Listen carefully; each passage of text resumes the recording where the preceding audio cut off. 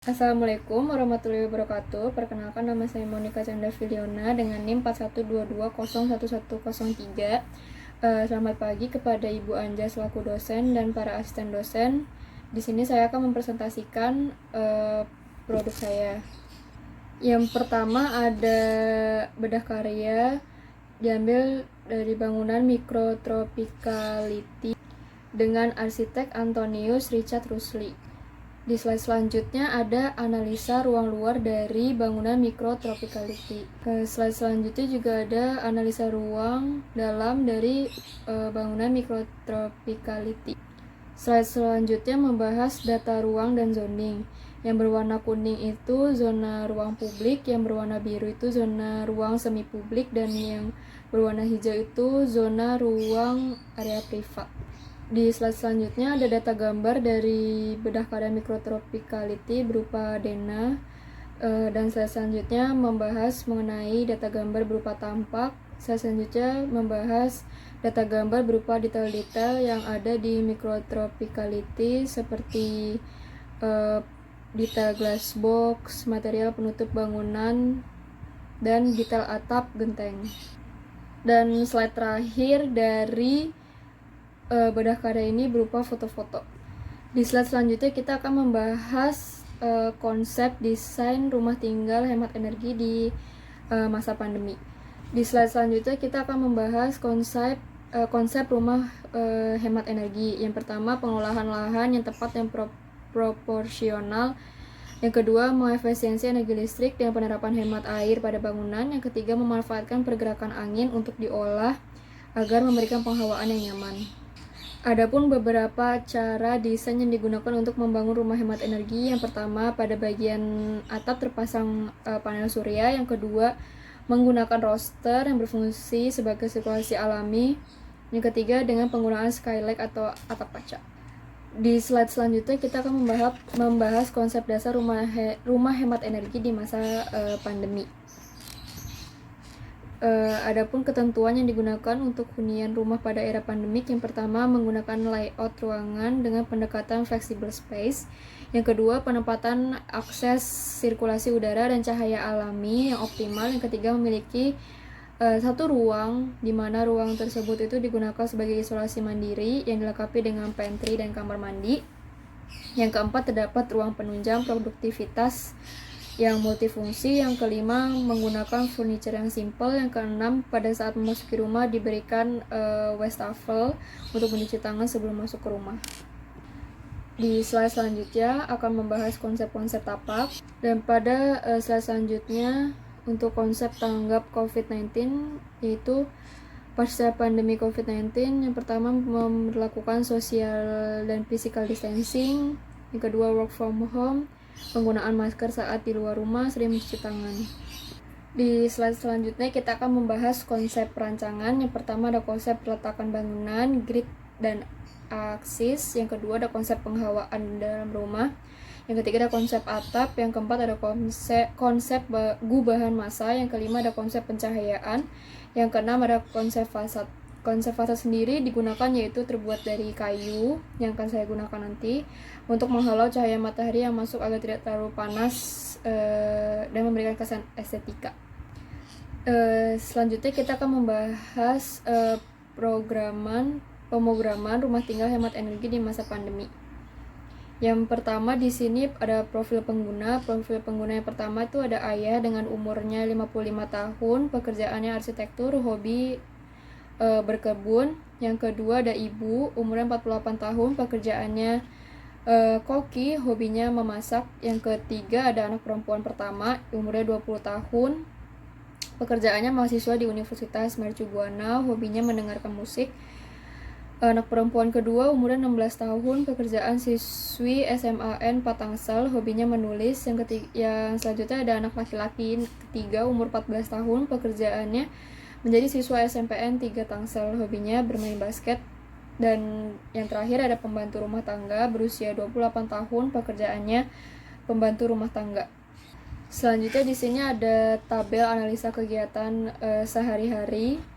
Di slide selanjutnya akan membahas zoning. Yang berwarna merah itu zona publik, yang berwarna kuning itu zona semi publik, yang berwarna biru itu zona privat. Di slide selanjutnya di sini membahas mengenai kebutuhan ruang.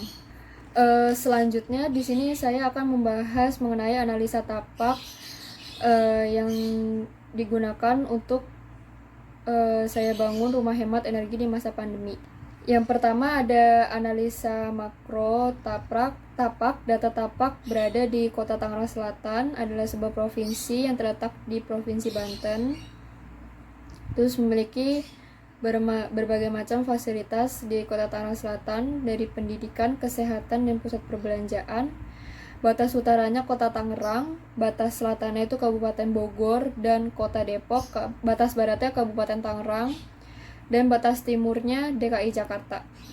Selanjutnya ada analisa mezonya, berada di Kecamatan Pondok Aren. Berikut pengertian Kecamatan Pondok Aren, berbagai fasilitas dan transportasi umum yang berada di Kecamatan Pondok Aren. Selanjutnya analisa mikro tapak saya mendapatkan tapak 5 yang berukuran 10 x 26 meter persegi ditambah 7 x 12 meter persegi. Batas utaranya itu lahan kosong dan perumahan warga, batas selatannya itu tapak 4. Batas baratnya itu Bintaro Home Resident, batas timurnya itu lahan kosong. Selanjutnya di sini ada zoning, yang berwarna merah itu zona publik, yang berwarna kuning itu zona semi publik, yang warna hijau itu private. Di slide selanjutnya kita akan membahas analisa matahari. Bangunan ini direncanakan bagian fasad rumahnya menghadap ke arah selatan. Tanggapan yang pertama itu untuk memberikan kesan yang sejuk dan pemantulan terhadap sinar matahari, maka diberikan vegetasi di bagian sisi timur halaman belakang rumah dan sisi barat taman samping rumah. Tanggapan yang kedua itu memberikan shading pada sisi bagian barat bangunan untuk mengurangi silaunya sinar matahari yang datang.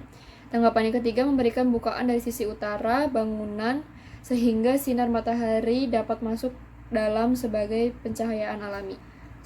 Di slide selanjutnya kita akan membahas analisa view. Analisa view, tanggapan pertama saya, penggunaan roster atau material penghalang yang bisa membatasi view dari luar ke dalam rumah, namun sekaligus memberikan kesan estetika di dalam rumah. Yang kedua, membuat inner court, ruangan yang sifatnya terbuka yang dibuat dalam rumah untuk memberikan view terbaik dari dalam rumah. Selanjutnya ada di slide selanjutnya ada analisa kebisingan. Yang berwarna merah itu tingkat kebisingannya tinggi, yang berwarna kuning itu tingkat kebisingannya sedang, yang berwarna hijau itu tingkat kebisingannya rendah. Tanggapan yang pertama itu memberikan vegetasi di sekitar tapak untuk mengurangi sumber bising yang ada. Tanggapan yang kedua, masalah kebisingan juga biasa diatasi dengan penempatan ruang yang tepat. Yang ketiga yaitu penggunaan kusen dengan silen yang baik. Selanjutnya ada analisa angin. Tanggapan yang pertama itu memberikan bukaan pada bagian timur barat untuk memaksimalkan udara masuk dan memberikan vegetasi di sekitar bangunan untuk memberi hawa sejuk. Selanjutnya di sini kita akan memasuki gambar perancangan arsitektur produk saya. Di slide selanjutnya di sini ada set plan. Saya mendapatkan tapak nomor 5. Dan slide selanjutnya terdapat ground plan. Di slide selanjutnya saya akan membahas mengenai denah lantai 1. Pertama di sini mobil masuk di carport yang hurufnya K. Habis itu tamu bisa masuk langsung di ruangan yang berhuruf D. Di situ ada ruang tamu. Di sebelahnya lagi ada ruang makan yang huruf E, dan yang huruf F itu dapur, sementara G adalah powder room. Untuk akses pembantu bisa melewati jalur belakang yang berhuruf J, itu adalah ruang jemur. Di situ diberi roster agar tamu tidak bisa melihat ke dalam secara langsung, karena itu ruang jemur. Yang selanjutnya ada I adalah ruang kamar pembantu. Yang H adalah ruang cuci maupun kamar mandi pembantu. Di sebelah area ruang tamu terdapat pintu geser yang bisa menuju ke tangga ke ruang keluarga yang berhuruf A, dan terdapat ruang isolasi Yang berhuruf B dan C adalah ruang kamar mandi tamu atau ruang kamar isolasi. Nah, yang L itu adalah kolam ikan karena ibunya suka memelihara ikan. Yang M itu adalah perkebunan karena ayahnya sendiri memiliki hobi berkebun. Selanjutnya di sini ada denah lantai.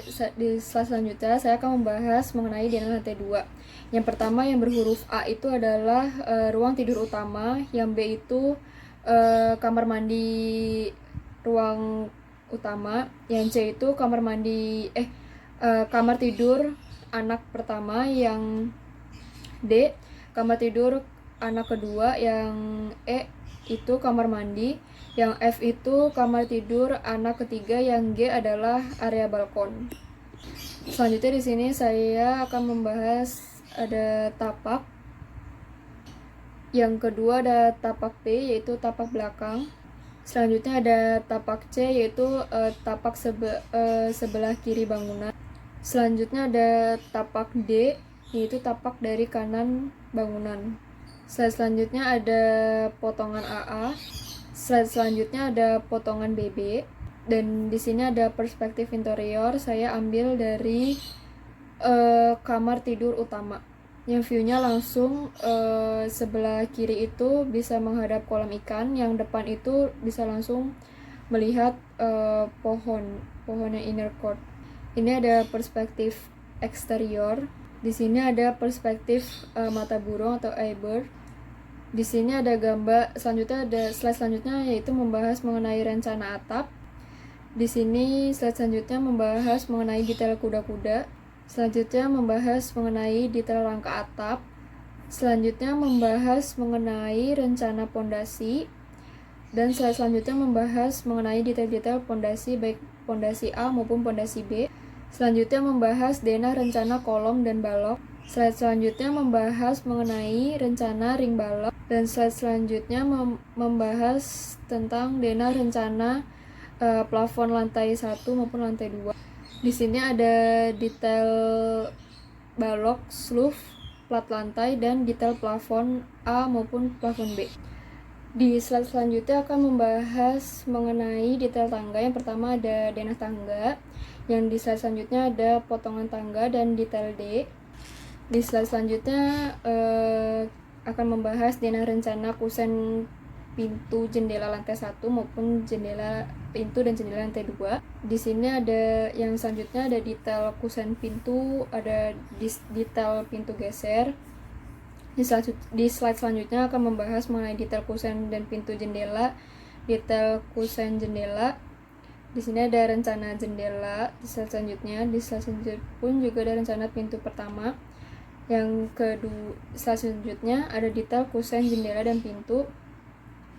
Di slide selanjutnya kita akan membahas mengenai rencana instalasi air bersih. Di situ terdapat keterangan P itu pompa air, CL itu kloset, WS itu wastafel, SW itu shower, dan KR adalah keran air.